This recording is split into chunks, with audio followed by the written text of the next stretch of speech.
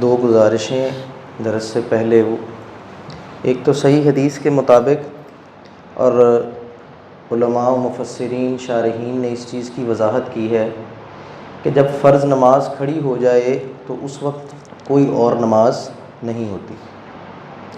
مثال کے طور پہ یہاں فرض شروع ہوئے، کسی کی سنتیں رہتی تھیں تو اب وہ فرض کے بعد ہی اس کو قضا کے طور پہ ادا کرے گا اگر وہ ریگولر پڑھتا ہے، وگرنہ کوشش عمومی طور پہ یہی ہے کہ فرائض سے پہلے کی سنتیں پہلے اور بعد کی بعد میں ہی ادا کی جائیں۔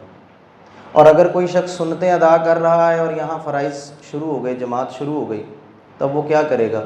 اس کا بہترین حل یہ ہے کہ اگر تو وہ تشہد میں بیٹھا ہوا ہے یا اسے لگتا ہے کہ میری نماز بالکل ختم ہونے والی ہے، پھر تو وہ مکمل کر لے، اور اگر اسے لگتا ہے کہ یہاں سے تکبیر اولیٰ تو جائے گی ہی جائے گی بلکہ کوئی رکعت بھی مس ہو جائے گی، تو ظاہر سی بات ہے وہ پھر اس کا سلام ہی پھیرے گا اور پھر اس کو بعد میں مکمل کرے گا۔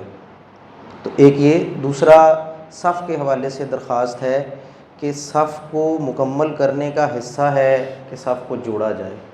صفوں میں خلا موجود ہوتا ہے اور زیادہ موجود ہوتا ہے، اور پھر وہ کئی دفعہ بندہ اپنے وجود سے کندھوں سے زیادہ جگہ گھیر کے کھڑا ہوتا ہے یا کم، وہ جب بیلنس ہوتی ہے نا سجدے اور رکوع کے بعد تو پھر خلا آنا شروع ہو جاتا ہے۔ تو صف بنانے کے لیے صف بنتے وقت اس چیز کا بہت خیال رکھا کریں، اور جب آپ کو نماز کے دوران ایسا محسوس ہو دوسری رکعت میں تیسری رکعت میں کہ اب یہ جگہ خلا کیسے پورا کرنا ہے، تو پھر ترجیح یہ نہ دیں کہ دائیں بائیں والا کوئی آپ کی طرف ملے، جو امام والی آپ کی سائیڈ ہے، دائیں والے بائیں طرف بائیں والے دائیں طرف، وہ اس طرف اپنا قدم بڑھا کے قریب ہو جائیں تو صف مل جائے گی اور بہتر ہو جائے گی۔ یہ نماز کا حصہ ہے، امام ہی کی طرف بڑھا جائے گا۔ اور تیسری ریکویسٹ یہ ہے کہ جب عمومی طور پہ تو ویسے ہی ٹخنوں سے تہبند کپڑا پاجامہ شلوار پینٹ اوپر ہی ہونا چاہیے، ضروری ہے، لیکن اگر نماز کے دوران بھی ایسا ہے تو یہ زیادہ بڑی غلطی ہے، تو اس کو تھوڑا سا بہتر کریں۔ پینٹ فولڈ کرنے کے حوالے سے علماء کی دو آرائیں، ایک طبقہ یہ کہتا ہے کہ یہ مکروہ ہے، بھئی کپڑا زیادہ بنایا ہی کیوں ہے اگر آپ نے فولڈ ہی کرنا ہے۔ دیکھیے مکروہ کا مطلب ہے جس سے کراہت آئے، جس سے منع کیا جائے، جس سے رکنا چاہیے، لیکن ٹخنے سے اوپر شلوار کا ہونا یہ واجب ہے نماز کے درمیان، یہ ضروری ہے، اس کے بغیر کمی ہے، بہت بڑی کمی ہے۔ تو بہرحال پھر اس کو فولڈ کر لیں، ترجیح یہی ہے کہ عام طور پر اس کو رکھا جائے۔ اللہ تعالیٰ سے دعا ہے کہ عمل کی توفیق عطا فرمائے۔ سیدنا صدیق اکبر رضی اللہ تعالیٰ عنہ اپنے کردار کے اعتبار سے، افکار کے اعتبار سے قبل از اسلام بھی بہترین لوگوں میں شامل تھے۔ کل ہم نے ان کے خاندان کی تفصیل پڑھی، اماں جی عائشہ سے اور دیگر صحابہ کرام سے مرویات کے اندر مروی ہے کہ نبی صلی اللہ علیہ وسلم کے بعثت کے اعلان سے قبل بھی ابو بکر صدیق رضی اللہ تعالیٰ عنہ دین حق کی تلاش میں تھے۔ آپ حق کی تلاش کرتے، آپ حق کی جستجو کرتے، یہاں تک کہ اللہ تعالیٰ نے آپ کو دین سے مشرف یاب کر دیا۔ اور دین سے بھی کیسے کہ آپ سب سے پہلے اسلام لانے والوں میں سے تھے۔ سیدنا عمار بن یاسر رضی اللہ تعالیٰ عنہ کہتے ہیں کہ میں نے نبی صلی اللہ علیہ وسلم کو اس دور میں دیکھا بعثت کے بعد کہ جب آپ کے ساتھ 5 غلام، 2 عورتیں اور ایک ابو بکر صدیق اسلام لے کے آئے تھے۔ ابو سعید خدری رضی اللہ تعالیٰ عنہ کہتے ہیں کہ ہم میں سب سے پہلے اسلام لانے والے ابو بکر صدیق رضی اللہ تعالیٰ عنہ تھے۔ آپ نے اپنی جان سے، مال سے، ہر حوالے سے رسول اللہ صلی اللہ علیہ وسلم کی اعانت کی، آپ کی مدد کی، آپ کا ساتھ دیا۔ چنانچہ اماں جی عائشہ کہتی ہیں کہ ایک وہ دور آ گیا کہ کفار مکہ کی سرکشیوں سے ہم تنگ آ گئے اور اسلام پر عمل کرنا اور عبادت کرنا مشکل ہو گیا، تو سیدنا صدیق اکبر رضی اللہ تعالیٰ عنہ آپ نے بھی حبشہ کی طرف ہجرت کا ارادہ کیا۔ آپ نے کجاوا باندھا، سامان سمیٹا اور جا رہے تھے کہ قبیلہ قارا کا سردار ابن الدغنا رستے میں ملاقات ہو گئی۔ کہتے ہیں کدھر جا رہے ہو؟ کہتے ہیں بھئی یہ حالات ہیں، اب یہاں عبادت نہیں ہو سکتی، یہاں اتنی تنگیاں ہیں کہ مجھے جانا پڑے گا۔ تو اس نے کچھ باتیں کہیں جو ہمارے لیے بھی مشعل راہ ہیں اور ہر بندے کے اندر یہ خصوصیات ہونی چاہیے ورنہ پیدا کرنی چاہیے۔ کہتا ہے آپ کیوں جا رہے ہیں؟ کہتے ہیں ان لوگوں نے مجھے تنگ کر دیا ہے۔ ان کا لوگوں نے آپ کو تنگ کر دیا ہے؟ حالانکہ وہ مسلمان نہیں تھا۔ کہتا ہے آپ کے اندر تو وہ خصوصیات ہیں کہ ان خصوصیات کا بندہ نہ تو کسی قبیلے سے نکالا جاتا ہے اور نہ اس کو خود نکلنا چاہیے، آپ جیسے لوگوں کی ضرورت ہے۔ آپ صلہ رحمی کرتے ہیں، رشتے جوڑتے ہیں، معاف کرتے ہیں، آپ غریبوں کی مدد کرتے ہیں، آپ لوگوں کو کھانا کھلاتے ہیں، اور پھر آپ جھگڑے میں حق والے کا ساتھ دیتے ہیں اور جھگڑا حل کرواتے ہیں۔ اللہ اکبر، ہم حق والے کا ساتھ دیتے ہیں یا آگ زیادہ لگاتے ہیں؟ چنانچہ کہتے ہیں کہ آپ کو یہاں سے جانا نہیں چاہیے۔ انہوں نے آپ کو ساتھ لیا، عرب کے سرداروں کے پاس آئے اور کہا ان کو میری پناہ ہے، کوئی شخص ان کو تنگ نہ کرے گا۔ چنانچہ کہنے لگے کہ سرداروں نے آپ کی امان کو مانا اور ابو بکر صدیق واپس آ گئے۔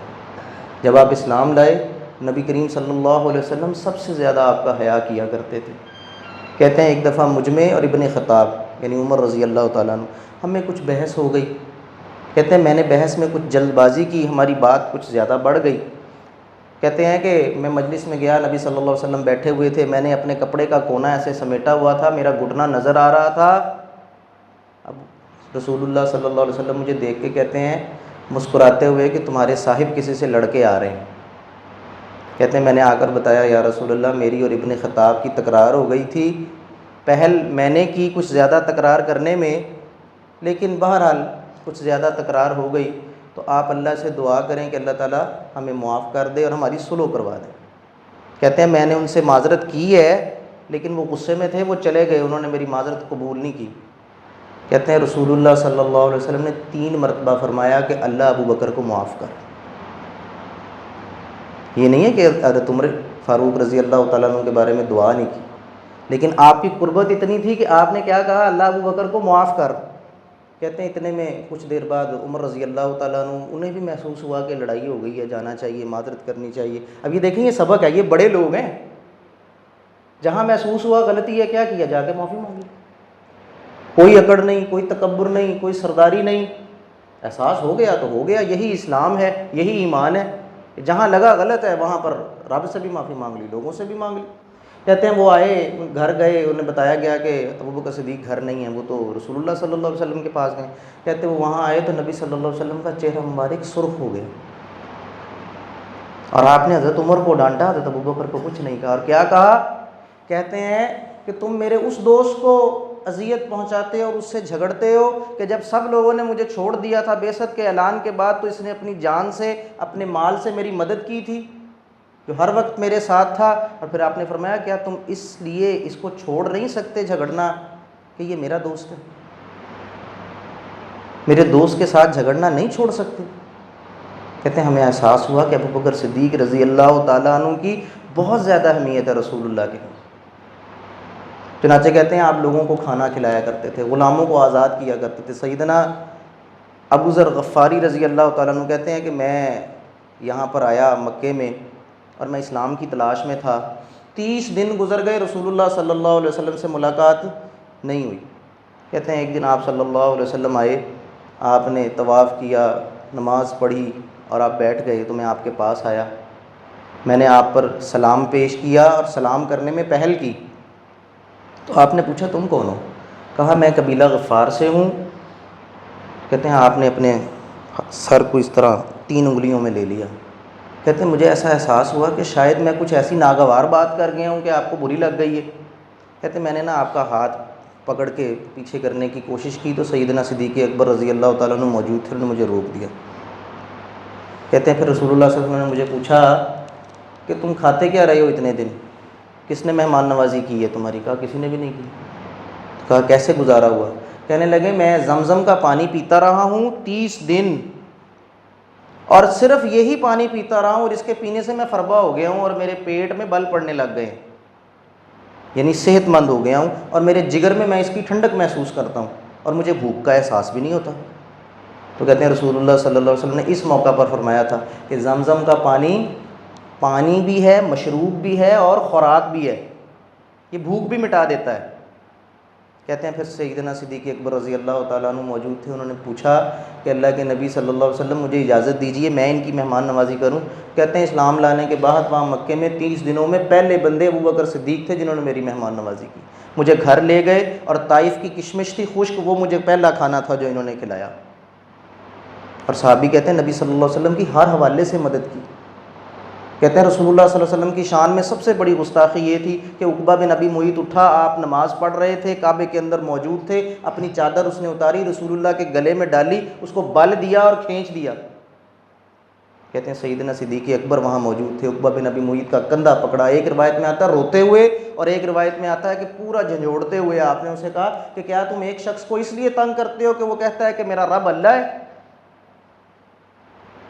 اور ان کی بیٹی کہتی ہیں کہ ہم نے انہیں اکثر دیکھا کہ رسول اللہ کا دفاع کر کے گھر آتے تھے، لوگ انہیں مارتے پیٹتے تھے، کسی روایت میں آتا ہے کہ سر کے بال نوچے ہوئے ہوتے تھے، ایک روایت میں آتا ہے کہ لوگوں نے مارا، جوتیوں سے مارا، ہاتھوں سے مارا، یہاں تک کہ کہتے ہیں ہم آپ کا چہرہ نہیں پہچان پائے کہ آپ کا چہرہ تو ایسے تھا جیسے مسخ ہوئے۔